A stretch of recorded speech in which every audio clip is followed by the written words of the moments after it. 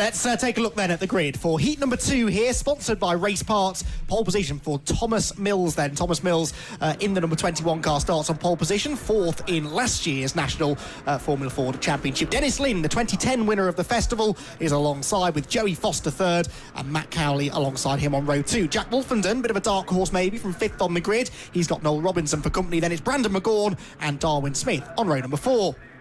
5th row of the grid then is where we will find Derek Palmer, who is a former British Touring Car and TCR UK racer.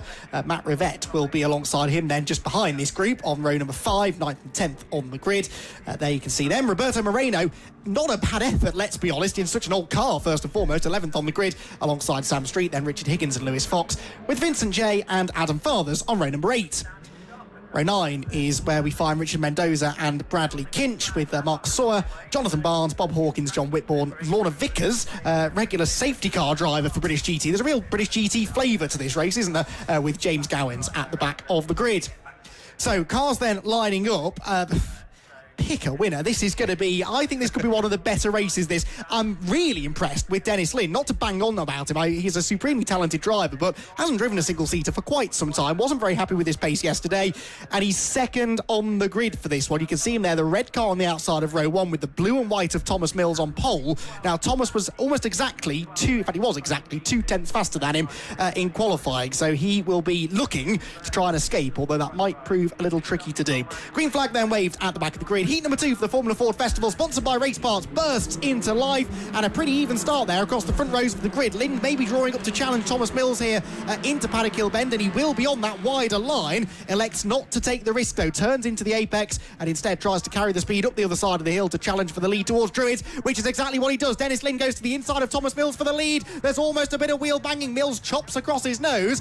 Dennis Lynn getting stuck well in. Foster runs out wide, which allows Matt Cowley up the inside of him, and they run side by side for 3rd, but a good start that from Mills. Lind keen to try and get through, but I sense wanting to keep his power to drive for the time being. Yeah, let's see Cowley, they're having a great run around the outside on that wet line to get past Joey Foster, no less, who's a 3-time festival winner, twice in the main festival, once in the Kent Festival back in 2004, when it was at multiple engine categories getting festivals of their own, as they head into the complex McLaren and Clearways. But I have to say, even though Dennis wasn't all that happy with his pace so far, he's doing a fantastic job to start off with, and also then too is Jack Wolfenden. This is one car's gone off the road, I can't quite catch the number. One car's having a spin as well, 2 cars hitting troubles. Okay, it was an older car, I think, went off the road. We'll figure out who it is when we come across the line to end the first lap, but it's side by side almost for 3rd as Mills tried to pull away here with a gap in the lead here of his first flying lap here. Lynn's in 2nd place, and he is starting to be slowly reeled in by a rather rapid Matt Cowley and Joey Foster, with Jack Wolfenden, who's this year's Northern champion, in 5th position, in a Furman also like Joey Foster, and doing pretty well up in the top 5 initial stages. But Mills, who's been getting increasingly stronger throughout the season, and has even taken a race win at the finale at Stetson a few weeks ago.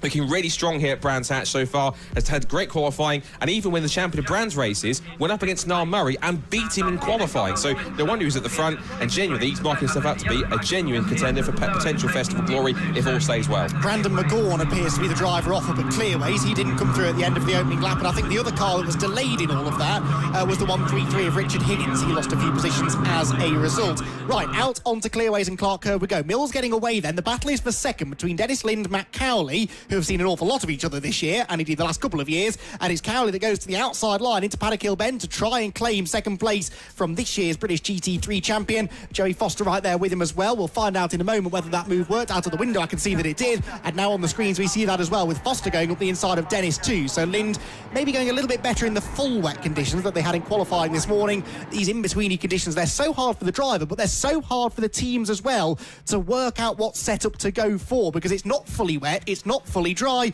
and it looks to me like Lynn's car is not quite underneath him. Yeah, obviously someone who's been so used to either full wet or full dry conditions in particular, with a big heavy Lamborghini underneath him, a small light Newell 404, but he essentially hasn't driven one in his car since 2010 when he won the festival.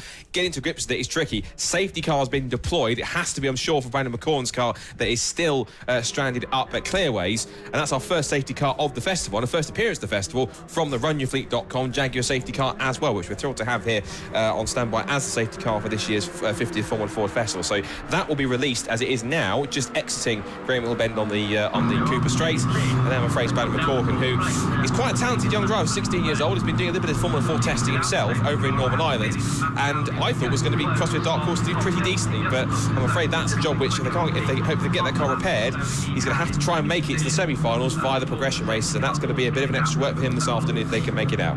Yes, depending on which one he ends up in. Progression race 1, it is just before 4 o'clock.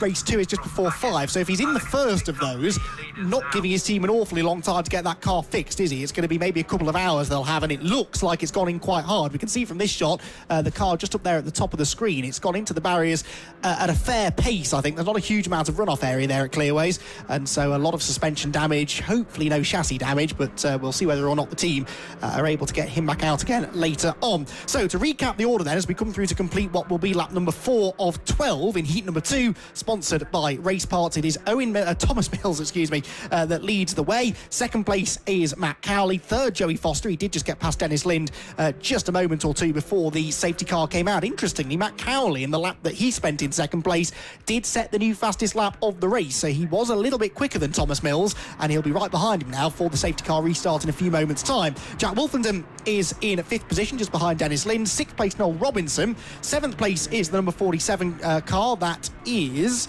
47 Darwin Smith, who started 8th, has gained 1 position, with 8th place going the way at the moment of Matt Rivette. 9th for Derek Palmer. Roberto Moreno is 10th, so he's picked up 1 position as a result, of course, of the off for the 89 machine up at Clearways, with 11th place belonging to Sam Street and 12th place for Vincent J. So Adam Fathers at the moment, the man on the outside looking in 13th spot for the time being, so he'll be keen to try and use this restart to his advantage to break into that top 12. I've got to say, Roberto Moreno essentially is, as far as I can tell, the highest placed of the super classic cars on the grid, which is not something I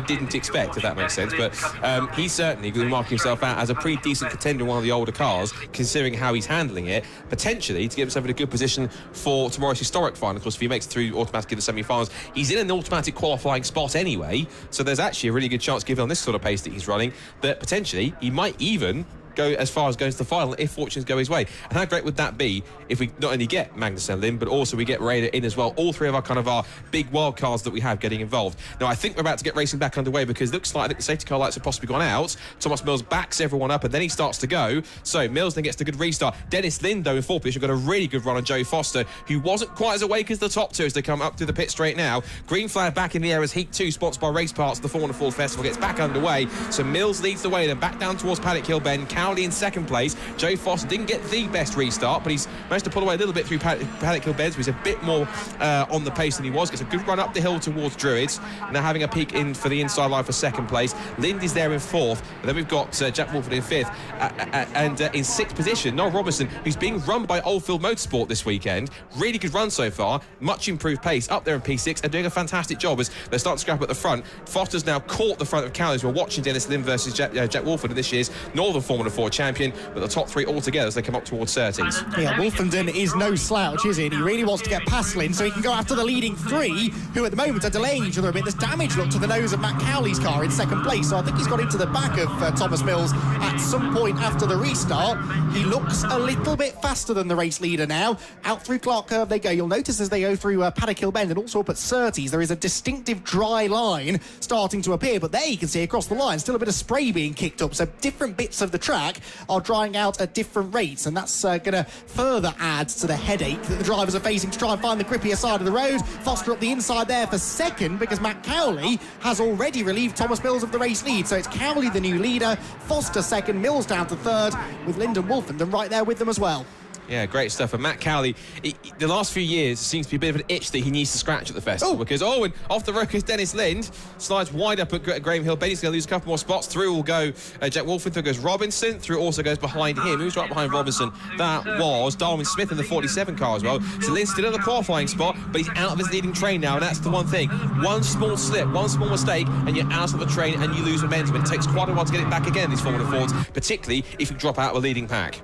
Yeah, exactly, because the slipstream is so powerful. You might just see the slipstream come to good effect here, because in second place, Joey Foster looks to try and use it now to attack Matt Cowley for the race lead. Thomas Mills in third, very tight line taken by the second place man, Foster up the inside. Made it work. In fact, Cowley made a bit of a mistake there, didn't he, because he's slow off the corner, and Mills gets back up the inside of him. So that's our third different race leader so far. All three of these cars in shot have led the race at one point or another. Jack Wolfenden closing in to try and make that 4, but it is Joey Foster, that man again, who gets himself to the head of the field. A double festival winner, Joey Foster. Back in 2003, he won it first. Nearly 20 years ago. That's ridiculous. He also won it in 2017. He's won the Walter Hayes Trophy 3 times. He knows a thing or two about Formula Ford racing, and he's putting it all to good use here. Yeah, he's one of the best, for me, one of the best Formula Ford drivers in modern times, up with the likes of Niall Murray and Scott Ball and others in the mix as well. We've got Niall goes off the gravel, sliding wide at clearways to Thomas Mills. Again, that small slip of mistake, and that can cost him, as Thomas Mills is still there in 4th. He's still in that qualifying spot, but like Dennis Lynn, he's lost momentum. He's out of the train, which means his chance of winning this heat and being one of the potential strong runners in the mix could be there. But I swear we've had, what, 3 different winners? Off the road has gone the 1, 2, 4. Vincent J. And that's in the 2021 car. The car, I think, possibly stuck in the cover there. That could be another late safety car, not covered by waved yellows. He's trying to get the car going again. It looks like it's beached. He's also spitting flame at the back as well. But top 3 is the head down towards Graham Hill Bend once again, as we're now on lap 9 of 12. After this, 3 more laps to go. And as Vincent J does dig it out of the gravel, good job from Vincent. And out he gets the race chassis back out from clearways, back into the road. It means he'll have to go through the progression race if he wants to get into the semi-finals tomorrow. But these guys at the moment, if they stay where they are in prime position to do so, all by themselves, automatically, as they run first, second and third. Cowley with a bit of damage at the front of that nose, so I think it looks like whoever he's battling with, give him a bit of a nudge, and that's the legacy of it, which so at least his feet will keep cool. Yes, I think it was actually Thomas Mills earlier on, just after the restart. That's where that damage seemed to appear. Now in this pack, you can see the red car third in shot. That is Dennis Lind. He's still in that top 12, 8th position at the moment, just ahead of Derek Palmer in 9th. So 2 pretty big names there battling away together. Roberto Moreno is 11th, so he's just about clinging on to automatic promotion. He is about 6/10 clear of 12th position, which is 54 Lewis Fox, but then they've got over a second in hand back to Richard Higgins behind. So as long as they don't squabble too much over that 11th place, they should be able to still manage to hang on to that top 12. Lind up the inside there. That's the slippery line, though, and you can see there, Scott, graphically, how the inside line works on the way into the corner, but coming off the turn, you're just so slow. Yeah, because you're crossing over that point where the rubber is. And you're also seeing now, this is where it's tricky, because you've got a dry line emerging into Surtees, but on other parts of the circuit, you've got nothing of the sort. So, again, exit clearways onto the pit straight. It's patchy out there in different areas of the circuit, so grip levels are changing constantly. Never mind lap by lap or corner by corner, turn by turn of the wheel. You turn in one point, you've got no grip. The second turn that you make, you've got plenty of it, and the car snaps. It's so tricky out there, but that's what makes driving a car, particularly Formula Ford in these conditions, so good. And you can tell the best of the best. You can tell some of the better drivers from the others by how they handle these mixed conditions and how they cope as the circuit starts to change. Well, Lind may have lost ground to Matt Rivett at Graham Hill Bend, but half a lap later he moves ahead of him, so goes 7th again now. Might just have time to get past the 6th place car of Darwin Smith. That's 103. That's Roberto Moreno. Oh, no. And it's a red flag. That is mechanical, I fear, rather than a spin. I can't see another car involved. It looked like, unless that's part of the car, it looked like it was a tiny bit of damage. And it looked like, crazy to say, it looked like there was a piece of, well, the car behind it was Lewis Fox, and that's a Duckham's livery car with a yellow nose. It looked like there was a piece of yellow nose wedged into the back, underneath the back of his car. So that suggests to me, not being preemptive, maybe there could have been some contact between them. Possibly. That's what it looked like to me. If we saw a shot of the back of Moreno's car, it's there, and you think you spotted Lewis Fox car, and it is sans a front nose cone? It is indeed, yes. So the plot thickens then. That's interesting. Roberto won't appreciate that, I'm sure. Rather not unfriendly welcome back to the Formula Ford Festival, but these things happen, especially in slippery conditions. So checkered flag will go out. A few drivers have carried on, but we are on the penultimate lap of 12 anyway, so the race will not restart.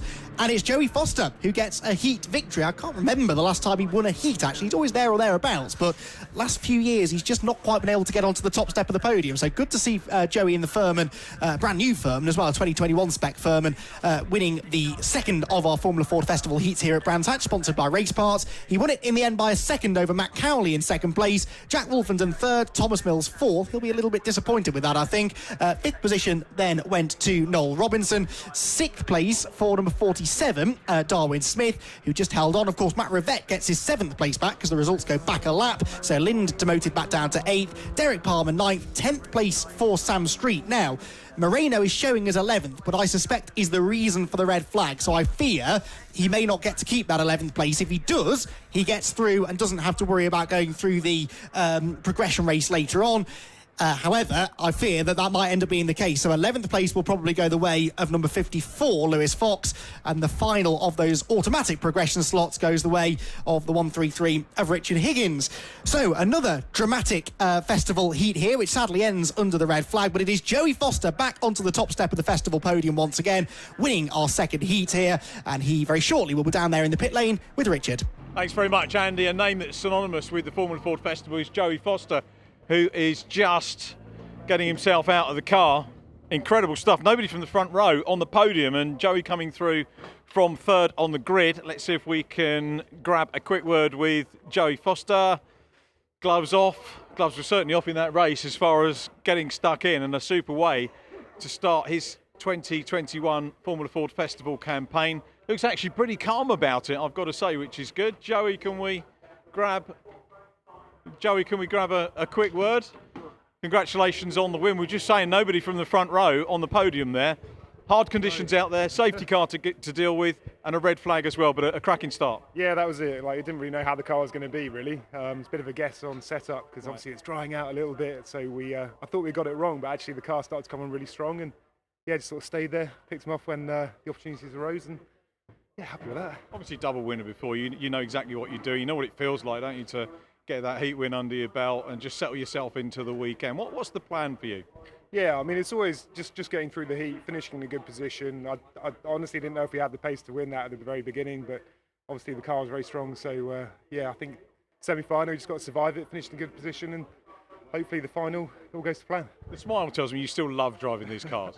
Yeah, that's it. I mean, yeah, well, they are the best cars, aren't they? The competition's so close. Yeah, you just can't get better racing. And we were talking after the first heat about it's the fastest heat that gets the best positions for the semis, but that safety car's going to scupper it, so maybe a little bit more work to do on the Heat 1 guys. Yeah, it's always the case. I think every time both times we've won the festival, I think we've never started on pole position, so it's always a bit of a challenge, but you do what you can, and yeah, see how you end up. Well, congratulations. Top step of the podium for you. We've got our podium over there, so we'll let you get away, and Charlotte will do the business in terms of getting the trophies out to you. Second position going to Matt Cowley, who got the fastest lap. Is Matt still around? Matt, let's grab a quick word if we can. Congratulations, yes. Matt Cowley. So good race. You look pretty happy. Yeah, started P4 on the grid, finished P2. A little bit annoyed. I made a mistake that let Joey back past into the lead because we had the lead for a little bit of the race. But yeah, shame we didn't get the last two laps there because I was catching Joey back up and it'd have been good to give him a race. Like Joey, you're a regular at the festival, and is there a technique to it?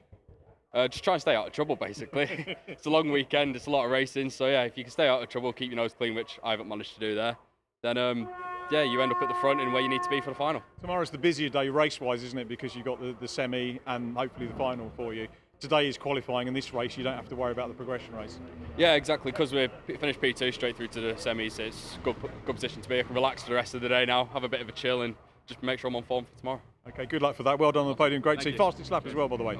So, good stuff. And third position, Jack Wolfenden. Let's have a word with Jack. Congratulations. Good to see you. Well done, Jack. Tell us about your race. A bit stop-start, really, with the safety car and then an early red. But how much does that take you out of the race rhythm? Yeah, it was tricky conditions. A bit greasy in places, but Brian said before I went out, he said just keep it on the black stuff, so that's what I aimed to do. I didn't really make any moves, but just kept on track, kept consistent, and then a few other guys had some incidents and managed to grab third, so yeah, really pleased with that. Back in the day, I think probably Formula 4, they only had one race per weekend. Yeah. Now, of course, the festival is pretty much like any other weekend, because you get 3 races, don't you, most of the time anyway, so is there a sense of occasion, though, coming here? As I say, for the 50th anniversary, it is a big event, a one-off. Do you get that, and is there any pressure? Yeah, I think definitely it's hyped up a lot more than usual this year. I think everybody wants to win it. I don't think I'm in contention, but I'm. Oh, don't say that. Third place. I'm enjoying it. Yeah, so yeah, I suppose there is a bit of pressure, but like when you get these multiple races, it's just about keeping it on the track, and then just making your way through. Don't take any too big risks. And I feel that's what we've done. So yeah, really happy. Well, good luck for the semi-finals, and thanks for having a chat with us, Jack. Good luck for the rest of the meeting. Cheers. Thank you very much. Mate. So Jack Wolfenden there taking third place. Incredible second heat